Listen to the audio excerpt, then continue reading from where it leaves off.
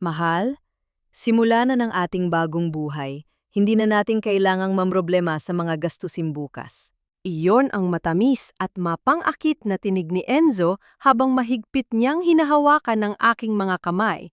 Ilang oras lamang bago opisyal na pirmahan ang bilyon-bilyong pisong investment deal mula sa Japanese investor para sa aming medical logistics company. Mulit ang sandaling iyon ng tagumpay ay biglang napuno ng lagim nang bumukas ang pinto ng opisina at ibagsak ng isang tauhan ang balita na nasira ang temperatura ng 1 milyong pisong halaga ng gamot sa cancer dahil sa umano'y maling schedule ng pagpapadala. Sa loob lamang ng 1 segundo, ang init ng pagbati ay napalitan ng yelo ng pagtataksil. Walang pasubali, itinuro ako ni Enzo sa harap ng mga board member at ng mukhang inosenteng abogadong si Clarice. Siya raw ang pumirma, siya ang nag-utos dahil sa pagbubuntis ay nawala na ng matinong desisyon ang kanyang asawa. Ang electronic signature ko ay lumitaw sa isang madilim na kasunduan na kailanman ay hindi ko ginawa. Nakatatak sa isang sistema, ang siya ring nagbukas ng pinto para sa ating sariling pagbagsak. Diyos ko po! Ang 7 buwang sanggol sa aking sinapupunan ay parang tumalang sa takot, kasabay ng pag-aalab ng aking dibdib sa matinding galit at pagtataka. Ang bilis-bilis ng pangyayari, parang isang mabagsik na unos na pilit lumulunod sa lahat ng sakripisyo ko mula pa noong mga panahong nagmomotorsiklo ako sa gitna ng ulan, maihatid lang ang mga gamot sa mga naghihingalong pasyente. Hinawakan ko ang gilid ng mesa para hindi tuluyang manghina ang aking mga tuhod. Ang mundo ay umikot, ang hininga ko ay nabuhol sa aking lalamunan at ang mga matang kanina ay puno ng paghanga ay isa-isa nang naging matulis na sibat ng panghuhusga. Hindi ako umiyak. Sa loob-loob ko ang tanging paulit-ulit na sumisigaw sa aking pandinig ay ang katotohanang walang awang pinatay ng sarili kong asawa. Sinong maghahari-hariang ngayon? Sinong magdudusa? Niloloko nila ako. Niloloko nila ako sa mismong tahanan at kumpanyang ako ang nagtayo mula sa luha at pawis. Bago pa man ako makabawi ng hininga, inilapag na ni Clarice sa ibabaw ng mesa ang isang dokumento ng sapilitang pag-alis sa pwesto. Habang si Enzo naman ay malamig na ngumiti, sabay sabing para raw ito sa kaligtasan ng anak namin. Kaya kailangan ko nang lumipat na yung din sa bahay ng kanyang ina upang magpahinga ng tuluyan. Isang kulungan ng panlilinlang at kapangyarihan ang naghihintay sa akin sa labas. At alam kong ang bawat hakbang ko palayo ay simula ng isang digmaang hinding-hindi ko palulusutin. Nang gabing yon, ang tinatawag nilang marang, yung penthouse ng pamilya ni Enzo, ay naging isang malamig na kulungan na nababalat ng amoy ng mamahaling pabango at kabutihang loob na may halong lason. Ang mga ilaw sa labas ng bintana ay kumikislap tulad ng mga matang mapanghusga ng mga taong bayan sa labas, habang ako naman ay nakatingin sa sarili kong refleksyon sa salamin ng banyo. Pinipigilan ang nanginginig kong mga labi na huwag kumawala ang isang marahas na hikbi. Aling Rosa, ang aking biyenan, ay nakatayo sa labas ng pintuan. Ang kanyang matigas na boses ay tumatago sa manipis na kahoy, tulad ng isang matulis na patalim na walang awang sumusugat sa aking natitirang lakas. Celestina, huwag mo nang subukang tawagan ng mga abogado o ang mga kaibigan mong yan. Ang malamig na sabi ng matanda, ang mga katagang may kasamang pagbabanta na nagpapaalala sa akin ng kapangyarihan ng pamilya nila rito sa lungsod. Ang apo ko ang mas mahalaga ngayon. Kung ano ang sinabi ni Enzo, yon ang sundin mo. Huwag kang maging pabigat sa kumpanya na kailanman ay hindi mo naman talagang pag-aari ng buo. Diyos ko po, ang mga salitang iyon ay parang saksak sa likod. Sila ang kumain sa pawis ko noong mga panahong wala kaming makain. Sila ang yumaman sa mga gabing hindi ako natulog dahil binabantayan ko ang lamig na mga bakuna sa bodega. At na yon ay sasabihin sa aking ako ang dayuhan? Ang dibdib ko ay kumikirot. Ang tiyan ko ay sumasakit sa tindi ng emosyon. Ngunit pinilit kong ilagay ang aking palad sa ibabaw ng aking tiyan kung saan ang aking 7 buwang sanggol ay tahimik na sumisipa. Tila ba nagbibigay sa akin ng lakas na wag sumuko sa harapan ng mga taong ito. Hindi ako umiyak ng malakas. Sa loob ng silid na iyon, natutunan ko ang pinakamabigat na aral ng isang babaeng pinagtaksilan.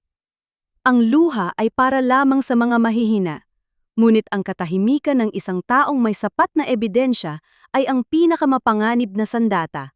Dahan-dahan kong inilabas ang lumang burner phone na itinago ko sa ilalim ng sapin ng aking maleta. Isang lumang kagamitan mula nung panahong nag-iisa pa ako sa pagbiyahe sa mga liblib na lalawigan. Sa gitna ng dilim at ng patak ng ulan sa labas ng bintana, idiniyal ko ang numero na tanging pag-asa ko sa sandaling ito. Hello? Sino po ito? Ang nagtatakang tinig sa kabilang linya. Lord? Ako ito. Si Tina. Bulong ko, ang boses ko ay basag ngunit matatag. Kailangan ko ang tulong mo. May kailangan kang malaman tungkol sa totoong nangyari sa huling kargamento ng gamot. Sa kabilang dulo ng linya ay ang katahimikan na sinundan ng isang mabigat na pagsang-ayon at sa sandaling iyon, alam kong hindi nag-iisa ang laban ko. Ang mga taong umapak sa aking pagkatao ay hindi alam na ang bawat patak ng luha ko ay iniipon ko upang maging baha na tatangay sa kanilang kasinungalingan. Ang ulan sa Maynila ay walang kasing bagsik ng gabing iyon. Humampas sa mga bintana ng abandonadong bodega sa tabi ng pantalan kung saan nagtagpo kami ni Lourdes. Ang kanyang mukha ay nababalot ng anino ng kanyang suot na hood. Ngunit ang mga mata nito ay nag-aapoy sa galit at pagkaawa nang makita akong lumabas mula sa lumang kotse, taglay, ang mabigat na katawan ng isang ina na 7 buwang nagdadalang tao. Ma'am Tina, grabe naman ang ginawa nila sa inyo. Nanginginig ang boses na wika ni Lord habang inaalalayan akong maupo sa isang upuang plastik. Kitang-kita ko ang mga dokumento kahapon. Yung sinasabi nilang kargamento na nasira ang temperatura? Hindi po yung dumaan sa regular na sistema natin. Isang puting van na may ibang plaka ang nagdala doon sa ospital. At alam po kung sino ang nagmamay-ari ng plakang yon. Agad akong napatingin sa kanya, ang bawat ugat sa aking sentido ay tumitibok sa tindi ng tensyon. Kanino, Lord? Sabihin mo sa akin ang totoo. Kay Attorney Clarice, ma'am. Sagot ni Lourdes habang naglalabas ng isang lumang envelope mula sa kanyang bag. Nakita ko siyang nakipagkita sa driver ng kargamentong iyon 2 araw bago sumabog ang balita. At hindi lang po yun. Nakuha ko ang kopya ng logbook mula sa security guard ng pangunahing opisina. May nag-access sa computer terminal ninyo nung madaling araw na kayo ay mahimbing na natutulog. Binuklat ko ang sobre. Ang mga litrato at dokumentong nakapaloob doon ay parang mga patalim na pilit na humiwas sa natitirang hibla ng aking paniniwala. Ngunit ang pinakamasakit ay hindi ang ebidensya laban kay Clarice o kay Enzo, kundi ang pangalang nakasulat sa digital access log ng mismong computer terminal ko. Ang IP address na ginamit para kopyahin at ilipat ang mga sensitibong dokumento ng kumpanya ay nagmula sa internal network ng pangunahing server at ang tanging taong may access sa administrative code na yon, bukod sa akin, ay ang sarili kong kapatid, si Mark. Ang bunso naming kapatid na lalaki, ang taong pinag-aral ko, ang taong binigyan ko ng posisyon sa kumpanya dahil nagmakaawa siyang tulungan ko, siyang makabangon sa kanyang mga utang sa sugal. Diyos ko po, Mark, ang mahina kong bulong. Ang dibdib ko ay parang piniga sa tindi ng sakit at pagkabigo. Ang pamilya na iningatan ko at pinagpala ko ng utang na loob ay siya ring nagtulak sa akin sa bingit ng hukay. Hindi ako umiyak. Ang sakit ay mabilis na napalitan ng isang malamig at matalas na katinuan. Kung ang sarili kong dugo ang nagbenta sa akin, kailangan kong maging mas mabilis, mas matalino, at mas walang awa sa pagganti. Lourdes, wika ko. Ang boses ko ay tahimik ngunit may diin na nagpatahimik sa kanya. Huwag mong sasabihin kanino man na nagkita tayo rito. At si Mark, hahayaan ko muna silang magdiwang sa tagumpay nila. Ang tahimik na silid-tulugan sa penthouse ay tila naging isang piitan ng mga multo ng gabing yon. Hawak ko ang aking cellphone, nanginginig ang mga daliri habang pinipili ang numero ng aking kapatid na si Mark. Ilang ring lamang ang lumipas bago sinagot ng isang boses na halatang balisa at punong-puno ng takot sa kabilang linya. Ate? Ate Tina? Bakit ka napatawag? ang nauutal na bungad ni Mark. Ang paghinga niya ay mabilis at parang may tinatago. Mark, nasaan ka? Tanong ko. Ang boses ko ay kalmado ngunit may lamig na nagpatigil sa kanya. Alam ko na ang lahat, ang server log, ang access code na ikaw lang ang may hawak, at kung paano mo ibinenta ang sistema ng kumpanya kay Enzo at kay Clarice kapalit ng pagbura sa mga utang mo sa sugal. Sa kabilang linya ay ang matagal na katahimikan, sinundan ng mabibigat na hikbi at pagmamakaawa. Ate, patawarin mo ako ate. Wala akong magawa, pinagbantaan nila ako. Sinabi ni Enzo na ipapakulong niya ako at ipapaalam kay mama ang lahat ng mga kalokohan ko kapag hindi ko sinunod ang gusto nila. Wala akong choice, ate. Wala kang choice? Ang nanginginig kong bulong? Ang dibdib ko ay parang piniga sa tinde ng hinagpis. Inalay ko ang buong kabataan ko para buhayin ka, Mark. Binigyan kita ng pangarap, binigyan kita ng danggal. Pero isinangla mo ang kinabukasan ko at ang buhay ng mga pasyenteng umasa sa mga gamot na iyon para lang sa sarili mong kaduwagan? Grabe ka. Grabe kayo sa akin. Ate, maawa ka. Tulungan mo ako. Papatayin ako ni Enzo kapag nalaman niyang umamin ako sa iyo.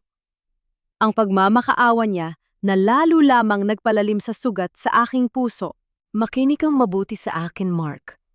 Ang mariin kong sabi. Ang bawat salita ay lumalabas na may diin ng isang desisyong walang urungan. Gusto mo bang iligtas ang sarili mo? Gusto mo bang huwag kitang ipakulong kasama nila? May isa ka lang pagkakataon. Gagawin mo ang iuutos ko sa susunod na hakbang o hahayaan kitang mabulok sa kulungan kasama ng mga taong pinagkakatiwalaan mo. Pinutol ko ang tawag bago pa man siya makasagot. Ibinalik ko ang telepono sa aking bulsa at sa dilim ng silid, hinawakan ko ang aking tiyan habang ang mga luha sa wakas ay pumatak sa aking mga pisingi. Hindi dahil sa panghihina, kundi dahil sa galit na nag-aapoy sa kaibuturan ng aking kaluluwa.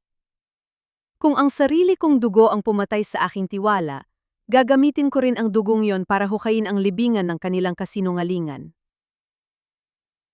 Ang umaga sa labas ng penthouse ay nagdala ng isang wad na katahimikan. Si Aling Rosa ay abala sa pag-aayos ng kanyang mga rosaryo sa sala, ang kanyang mga labi ay bumubulong ng mga dasal, habang ang mga mata ay may halong pagmamataas at pag-alipusta tuwing dadaan siya sa aking harapan. Para sa kanila, ako ay isang ibong naputulan ng pakpak, isang babaeng nakakulong sa sarili niyang kahinaan dahil sa 7 buwang sanggol na dinadala ko sa sinapupunan. Celestina, kumain ka na. Ang malamig na sabi ng aking biyenan habang inilalapag ang isang mangkok ng sopas sa ibabaw ng mesa. Huwag ka nang umasa na, may babalikan ka pang kumpanya. Si Enzo at si Attorney Clarice ang nagpapatakbo ng lahat na yon. Para sa kapakanan ng apo ko, matuto kang yumuko sa kung ano ang nararapat. Hindi ako sumagot. Tiningnan ko lamang siya ng may malamig na tingin na nagpabago sa ekspresyon ng kanyang muha. Isang titig na walang takot. Walang pagmamakaawa, kundi puno ng tahimik na babala. Kumuha ako ng kutsara, hinarap ang pagkain ng may kalmado at kalkuladong kilos, at nagpanggap na sumasang-ayon sa kanilang laro. Abang sila ay nagdidiwang sa kanilang maling tagumpay sa kabilang kwarto, tahimik kong binuksan ang aking laptop gamit ang secure network na inihanda ni Mark. Ang mismong kapatid na nga, yo'y nanginginig sa takot at sunod-sunuran sa aking mga utos. Sa screen, ang buong sistema ng paglilipat ng shares at ang mga peking dokumento ng pag-aangkin na inihanda ni Clarice ay lumitaw ng walang kahirap-hirap sa tulong ng administrative backdoor code na ibinigay sa akin ng aking kapatid. Hindi lamang basta kopya ang nakuha ko. Hawak ko na ngayon ang buong digital footprint ng kanilang sabwatan. Ang mga email, ang mga transaksyon sa bank account kung saan inilipat ang pondo para bayaran ang mga taong sumira sa kargamento ng gamot, at ang mga direktang utos mula kay Clarice. Nang sandaling iyon, narinig ko ang boses ni Enzo sa telpon. O sa labas ng kwarto, tumatawa ng malakas habang kausap ang mga investors. Oo, Mr. Tanaka, si Tina ay tuluyan ang nagbitiw sa pwesto dahil sa kanyang kalusugan. Ang kumpanya ay nasa ilalim na ng aming bagong pamamahala ng walang anumang sagabal. Ang mga ngiti sa labi ni Enzo ay magiging maikling panaginip lamang. Tumayo ako at hinawakan ang aking tiyan, habang ang aking mga mata ay nakatitig sa screen kung saan nakasulat ang petsa ng susunod na malaking pagpupulong sa harap ng mga Hapon na mamumuhunan. 3 araw na lamang, at ang korona na pilit nilang inagaw ay babalik sa akin ng may kasamang kidlat at kulog. Ang dilim ng gabi sa labas ng lungsod ay walang kasing tahimik. Ngunit sa loob ng maliit na silid-tulugan ng isang pinagkakatiwalaang nurse sa pampublikong klinika sa labas ng Maynila, ang hangin ay puno ng determinasyon. Kasama ko si Lord at ang ilang matatagal ng tauhan ng aming medical logistics na patuloy na nagtitiwala sa akin ng buong puso. Ma'am Tina, delikado ito. Ang nag-aalalang bulong ng nurse habang ipinapakita ko sa kanya ang bagong sistema ng distribusyon ng gamot na aking binuo sa pamamagitan ng aking personal na tablet. Kapag nalaman ni na Sir Enzo na may sarili tayong direktang ruta para sa mga mahihirap na pasyente sa probinsya, baka mas lalo nilang ipitin ang pangalan ninyo. Hayaan mo silang mag-akalang hawak nila ang buong kumpanya. Ang mahinahon ngunit matatag kong tugon habang tinitingnan ang listahan ng mga pasyenteng nangangailangan ng libreng gamot sa cancer at iba pang malalang sakit. Ang gusali, ang mga titulo at ang pera ay maaari nilang angkinin. Ngunit ang tiwala ng mga taong ito, ang koneksyon sa mga pasyente at ang tunay na kaluluwa ng sistemang ito ay nasa mga kamay ko. Hindi nila kayang nakawin ang isang bagay na itinayo hindi para sa tubo, kundi para sa kaligtasan ng buhay. Sa tulong ng network na ito, lihim naming inilipat ang supply ng mga mahahalagang gamot sa mga maliliit na rural health units na hindi saklaw ng mga korporasyong kinakatawan ni Clarice. Habang abala si Enzo sa paghahanda ng kanyang grand presentation para sa mga Japanese investors upang patunayan na siya ang nagpapatakbo ng buong imperyo, ako naman ay nagtatayo ng isang hindi matitinag na pader ng katotohanan sa likuran nila. Ngunit, ang bawat tagumpay ay may kaakibat na panganib. Maya-maya pa ay bumukas ang pintuan ng maliit na klinika at si Mart ay pumasok na, nanginginig ang mga kamay, dala ang isang balitang magpapagalit sa buong mundo namin. Ate, kailangan mo malaman ito. Ang hingal kabayang wika ni Mark, ang muka ay namumutla sa matinding takot. Inabante na nina Enzo at Attorney Clarice ang pagpupulong kasama ang mga Hapones. Bukas na ng umaga, sa halip na sa susunod na linggo. Gagamitin nila ang pagkakataong yon para pormal na ideklarang ikaw ay wala ng kakayahang mamuno habang hindi na niya itinuloy ang kanyang sasabihin dahil alam naming dalawa ang ibig sabihin nito. Bukas na ang huling yugto ng kanilang laro at kung hindi ako kikilos ng mas maaga, ang lahat ng pinaghirapan ko ay tuluyan nilang wawasakin sa harap ng buong mundo. Ang alaala ng nakaraan ay madalas na bumabalik hindi bilang isang matamis na panaginip, kundi bilang isang matalim na paalala. Tila bumalik ang aking gunita 7 taon na ang lumangkop, nung panahong kaming dalawa pa ni Enzo ang nagtutulakan sa isang sirang motorsiklo sa gitna ng malakas na ulan sa Quiapo, basang-basa at walang kapera-pera. Ngunit may pangako sa mga labi na magtatagumpay kami ng may malinis na konsensya. Paulit-ulit niyang sinabi nun, "Mahal, kahit mag-utom tayo, hinding-hindi ko kakainin ang dangal ko." Ngunit ang mukha ng lalaking yon ay matagal nang naglaho. Ang natira na lamang ay ang Enzo na ngayon ay nakatayo sa harap ng malaking salamin ng kanyang opisina. Suot ang mamahaling suit na binili gamit ang pera ng korupsyon, habang pilit na pinapakalma ang kanyang sarili sa harap ng diwa ng kanyang sariling ama. Sa kabilang dulo ng lungsod, habang pinapanood ko ang pag-ulan sa labas ng bintana ng silid na yon, natagpuan ko ang aking sarili na nakatingin sa lumang larawan ng aking yumaong ama. Hindi ko na malayan ang pagbukas ng pinto ng marahan. Si Aling Rosa ay pumasok.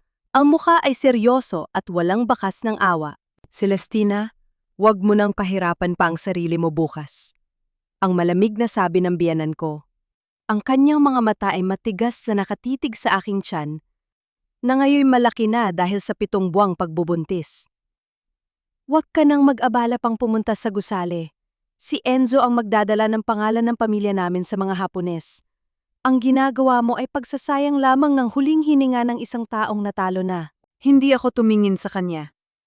Dahan-dahan akong tumayo mula sa pagkakaupo, ang bawat galaw ko ay mabagal, ngunit may diin ng isang reyna na hindi na kailangan pang sumigaw para mapansin. Aling Rosa? Ang boses ko ay mababa, malamig at tumagos sa bawat sulok ng silid. Ang ipinaglalaban ko ay hindi lamang ang kumpanyang ito. Ito ay ang danggal ng anak na dinadala ko sa aking sinapupunan, at ang buhay ng libu-libong pasyente na binabalak ninyong patayin sa pamamagitan ng inyong kasakiman. Sabihin ninyo sa anak ninyo, maghanda na siya sa pagdating ko bukas. Ang nanginginig na ekspresyon ng matanda nang lumingon ako sa kanya ay ang huling senyas na kailangan ko. Tapos na ang pagiging sunod-sunuran. Bukas, ang bawat patak ng luha ko ay magiging isang bagyo na tatangay sa kanilang lahat. Ang umaga ng pagpupulong ay sumalubong sa akin na may malamig na simoy ng hangin mula sa labas ng bintana ng penthouse. Mariin kong isinuot ang aking pulang blazer, ang kulay ng kapangyarihan at katatagan, kahit pilit itong hinaharangan ng mga utusan ni Aling Rosa sa may hagdanan. Walang makapipigil sa akin ngayon. Paglabas ko ng gusali, sinalubong ako ng maingay at maglung lansangan ng Maynila. Sumakay ako sa isang simpleng taxi. Ang aking mga kamay ay mahigpit na nakahawak sa isang makapal na brown envelope na naglalaman ng buong katotohanan. Nang huminto ang taxi sa tapat ng naglalakihang glass tower ng aming kumpanya, ang mga mata ng mga empleyado sa lobby ay nanlaki sa gulat nang makita akong naglalakad papasok. Ang aking tiya na 7 buwang lumolobo ay hindi naging hadlang upang ang aking mga yabag ay tumunog ng may kabigatan at awtoridad sa makintab na sahig. Ang mga guard ay nag-atubiling humarang, ngunit sa isang malamig na sulyap ko lamang ay kusa silang umurong. Natatakot sa kakay. Bang aura ng isang ina na handang lunukin ang buong mundo para sa katarungan. Sa 40th floor, sa loob ng marangyang boardroom, ang hangin ay siksik sa tensyon. Si Enzo ay nakatayo sa dulo ng mahabang mesa, nakangiti ng may halong kayabangan, habang kaharap ang delegasyon ng mga Japanese investors sa pangunguna ng kanilang punong kinatawan. Si Clarice naman ay nakaupo sa kanyang tabi, may hawak na makikinang na dokumento ng pagsasalin ng kapangyarihan. Mga Ginoo, tulad ng aking sinabi, ang mayabang na panimula ni Enzo habang nakatayo sa gitna. Ang aking may bahay na si Celestina ay kasalukuyang nasa malubhang kalagayan ng pagbusuntis at kawalan ng kakayahang mamuno, kaya't ang buong pamamahala ng kumpanya ay, "Maling-mali ka, Enzo." Ang boses ko ay umalingaw. Now sa buong silid, matinis ngunit may diin na nagpasindak sa bawat taong naroon. Ang lahat ng ulo ay sabay-sabay na lumingon sa pinto. Ang mukha ni Enzo ay namutla na parang binuhusan ng malamig na tubig, samantalang ang ngiti sa labi ni Clarice ay biglang naglaho nang makita nila akong naglalakad palapit sa gitna ng silid, may dalang mga ebidensyang tatapos sa kanilang malaking palabas.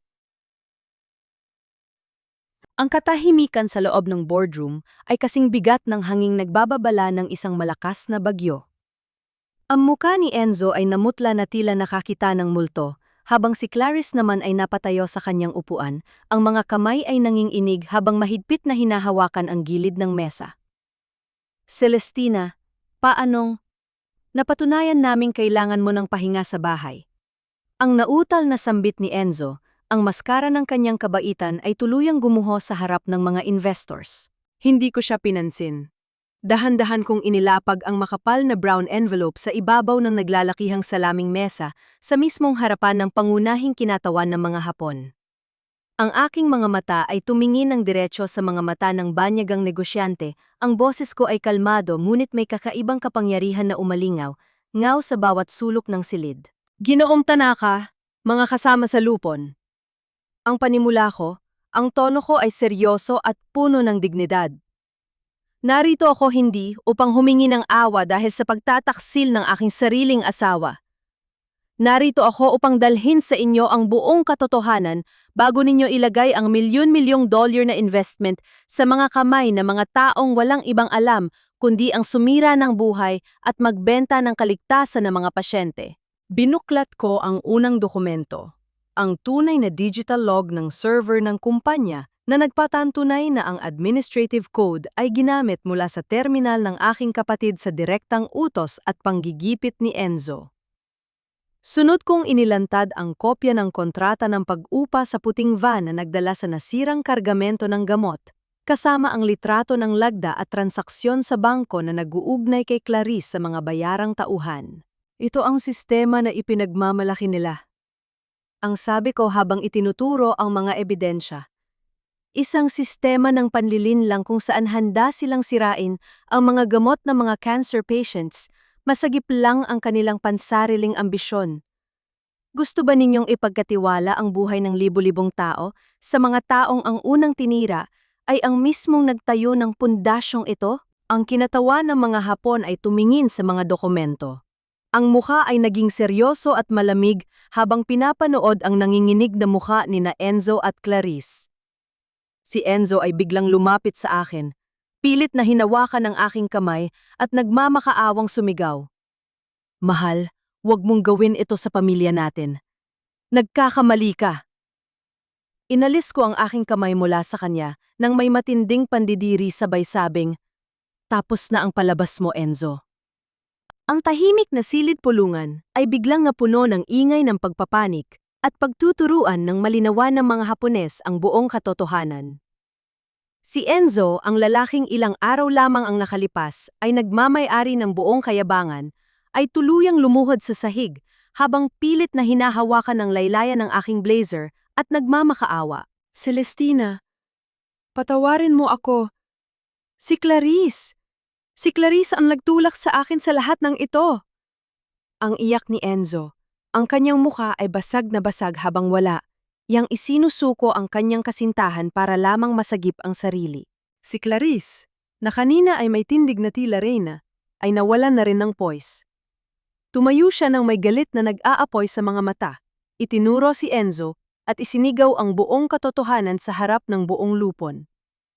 Sinungaling! Ikaw ang nagplano ng lahat ng ito simulat sa pool dahil takot na mawalan ng mana at kapangyarihan kay Tina. Ikaw ang nag-utos sa akin na pekiin ang mga dokumento. Ang sigawan at pagturuan ng dalawang taong nagtaksil sa akin ay parang isang musika ng katarungan na walang katulad. Ang kinatawa ng mga Hapon, si Mr. Tanaka, ay tumayo ng may malamig na mukha, iniabot ang kanyang kamay sa akin upang makipagkamay at formal na idineklara ang pagkansela ng anumang kasunduan sa ilalim ng pamumuno ni Enzo. Ginang Celestina, humihingi kami ng paumanhin sa nangyari. Ang formal na wika ng Hapon. Ang aming kumpanya ay nakikipagtulungan lamang sa mga taong may integridad. Nakahanda kaming ibuhos ang buong investment sa kumpanya sa ilalim ng iyong direktang pamumuno.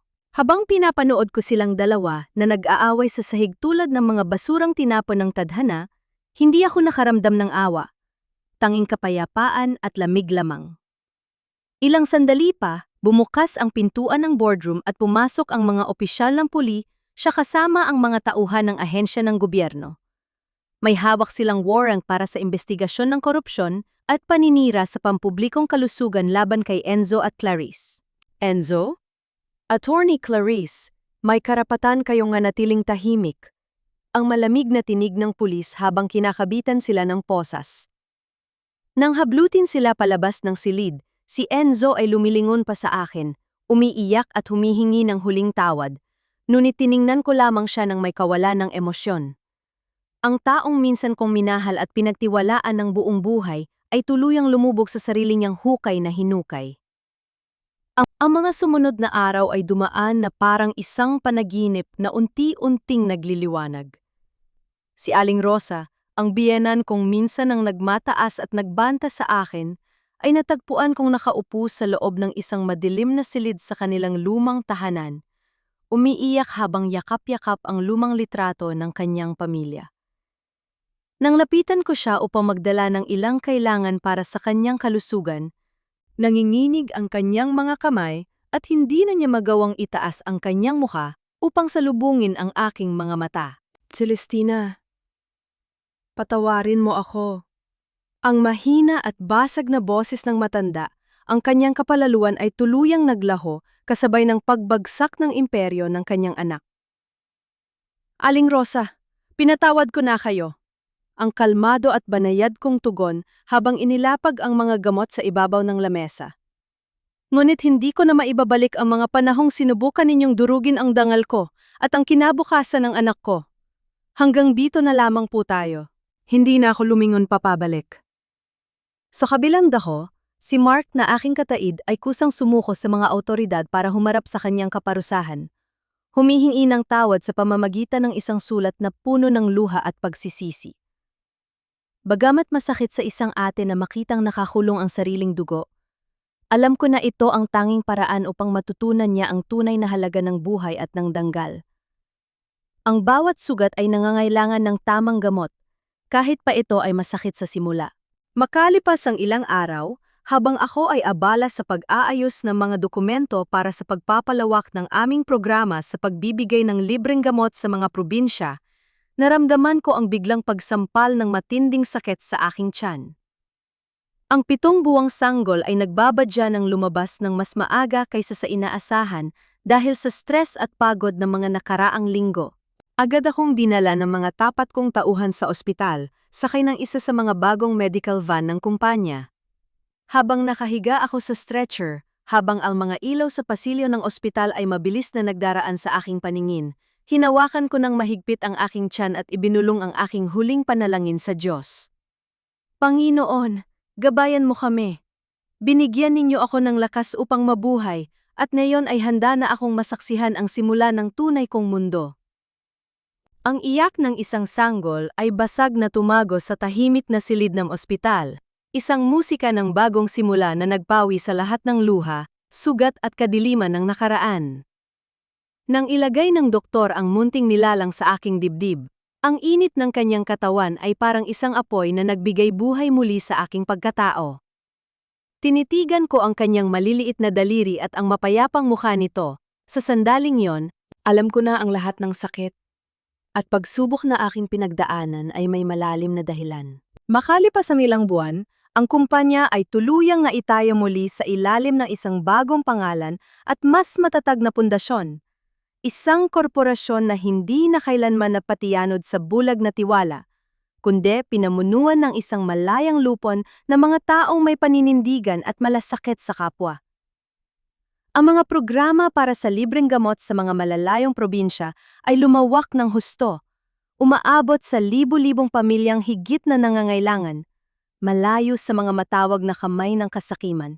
Isang hapon, habang nakatayo ako sa balkona, ng aming bagong tahanan, pinapanood ang paglubog ng araw habang karga-karga ang aking anak. Napangiti ako ng may kapayapaan sa aking puso. Si Enzo ay kasalukuyang naghihintay ng paghatol sa loob ng kulungan, kasama ang mga kasong pang-ekonomiya, habang si Clarice naman ay nawala ng lisensya at ng anumang kredibilidad sa lipunan.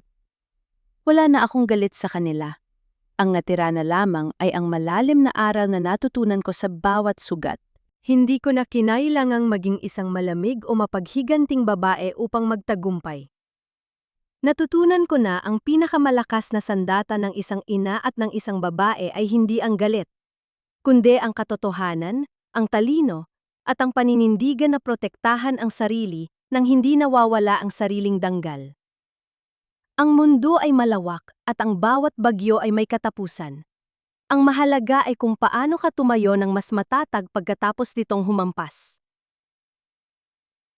Ipinasok ang mga panahong lumipas at ang mga sugat na naghilom sa paglipas ng mga buwan.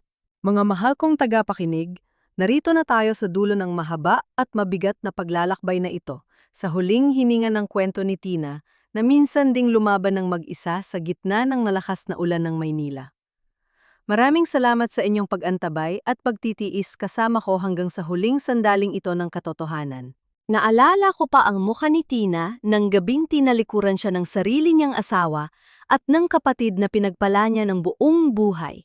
Isang larawan ng matinding sakit na sa tingin ko ay hinding-hindi niya makakaya. Ngunit mula sa abo ng kanyang pagkasira, pinatunayan niya na ang luha ng isang babae ay hindi tanda ng kahinaan, kundi binhi ng isang hindi mapipigilan na kapangyarihan. Ang kwentong ito ay hango sa libu-libong totoong muka ng mga kababaihang nagmamahal ng tapat ngunit natutong bumangon ng may dalisay na tapang sa gitna ng mapang-aping mundo. Nais ko kayong tanungin mga kaibigan. Sa sandaling ikaw ay talikuran ng mga taong pinag-alayan mo ng buong buhay mo, may lakas ka kaya ng loob na tumindig muli at magsimulang mag-isa? O hahayaan mo ang iyong sarili na lamunin ng utang na loob at takot?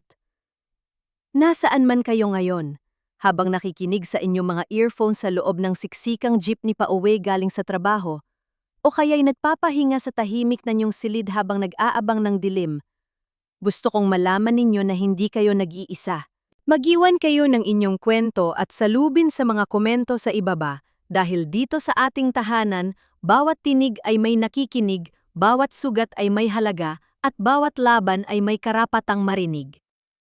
Huwag kalimutang i-like at i-share ang kwentong ito upang maabot pa natin ang ibang pusog kailangan ding maging matatag ngayong araw. Mabuhay kayo mga kaibigan.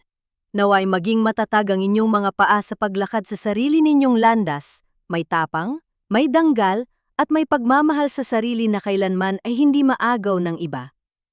Paalam, at hanggang sa susunod nating kwento.